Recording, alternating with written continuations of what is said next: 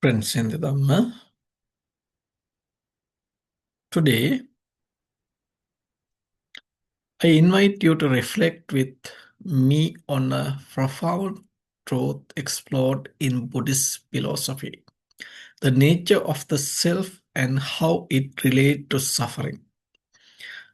At the heart of the Buddha's teaching lies a revolutionary insight that what we commonly take to be a fixed, enduring self is, in fact, a collection of ever changing process. These are known as the five aggregates or panchakanda in Pali. There are form, feeling, perception, mental formation, and consciousness.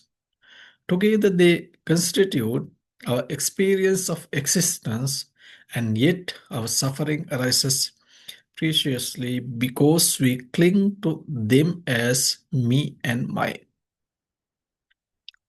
Let me briefly explore each.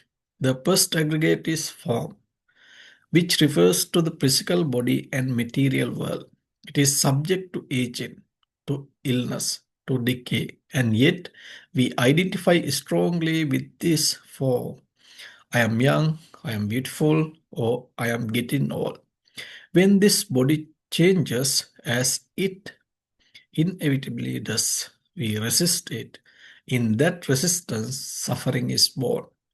The second aggregate is feeling.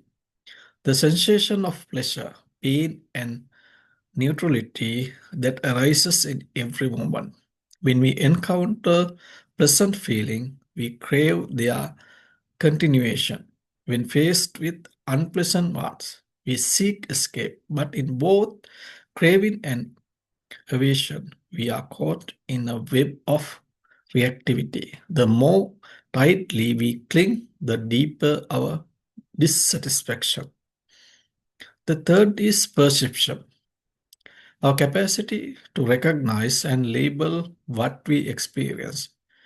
We see a face and call it friend or stranger. These labels shape our emotional responses. But perception is not reality. It is the shaped by memory, culture, bias. When we misperceive the world, we respond not to what is, but to what we believe. Misunderstanding multiplies. Fourth is mental formation. The thought, intention, habits, and emotions that color our inner world. These are not static, they are conditioned by past experiences. Family, society, we say, this is who I am. But in truth, our mental habits are shaped by endless conditions. When we fixate on certain identities or roles, we narrow our freedom.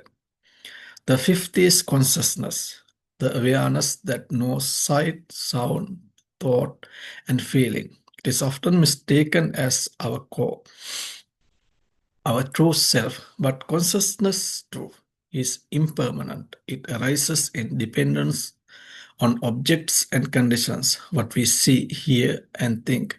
There is no unchanging witness behind it all. So, what does this mean for suffering? It means that suffering arises when we grasp at what is not truly ours to hold. We try to build a lasting identity out of impermanent thing.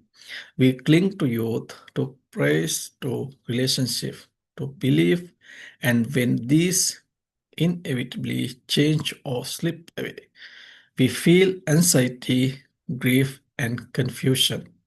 The Buddha's great compassion lay not just in diagnosing this condition, but in showing the path beyond it. Through the patience of mindfulness and the Noble Eightfold Path, we can learn to observe the aggregates as they are, impersonal, changing, and empty of a fixed self. We begin to loosen the grip of clinging. We respond to life with greater equanimity and insight. And in that letting go, suffering diminishes. This teaching is not a denial of our humanity. It is an invitation to live with more freedom, more peace, and more compassion. So let us not fear the teaching of non self. Let us instead meet it as a liberating truth, one that reminds us that we do not have to be prisoner of our craving or of our false identification. Thank you very much.